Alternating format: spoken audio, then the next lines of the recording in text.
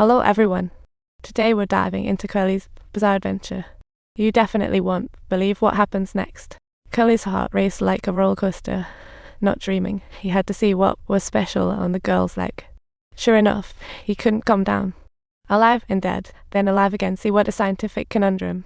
Old Jan immediately pulled a classic ostrich move, begging Curly not to spill. If the outside world catches wind of the girl's secret, they'll definitely turn her into a lab rat. But the girl could see right through Curly's thoughts and chuckled, saying to Jan. The girl claimed she could sense Curly's intent. Stepping in, she decided to help them. Old Jan was over the moon.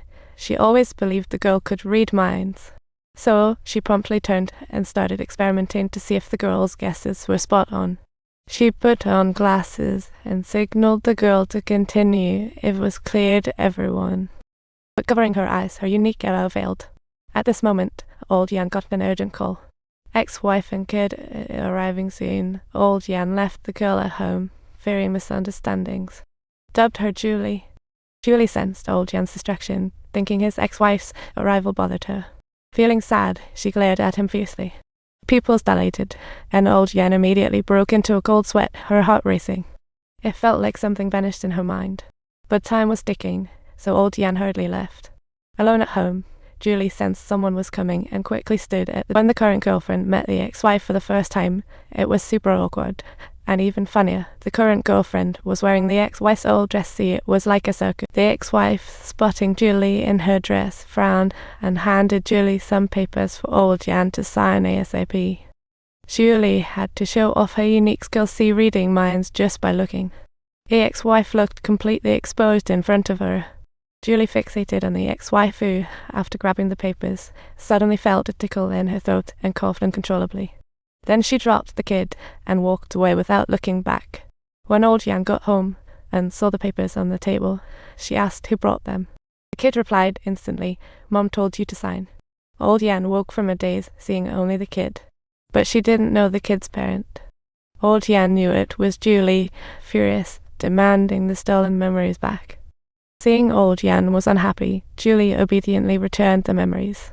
In fact, Julie had no bad intentions. She just wanted to make Old Jan happy. However, the ex-wife's appearance made Old Jan even angrier. Julie actually heard the ex-wife singing. Even the piano she often played felt foreign. Old Jan shouted at Julie, "What exactly have you taken?" Julie fell silent, staring at Old Jan again. At that moment, Old Jan seemed to understand everything. See, Julie could not only read minds. She could steal memories and hide them.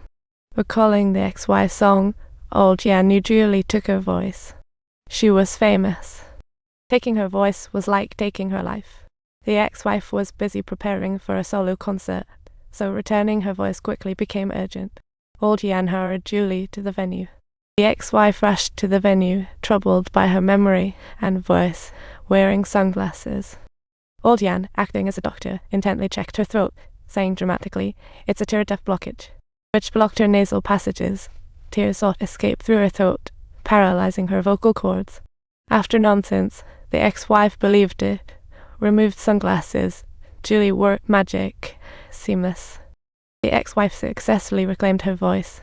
On the way home, Old Jan received an urgent call about an elderly man's wife who had fallen. It was an emergency that required her immediate attention. When they arrived at the scene, Julie realized this was no ordinary accident. While asking how the woman fell, it nearly cost them their lives when the man casually stated his wife fell accidentally. But the girl saw a horrifying scene in her mind. The drunken husband had been arguing with his wife.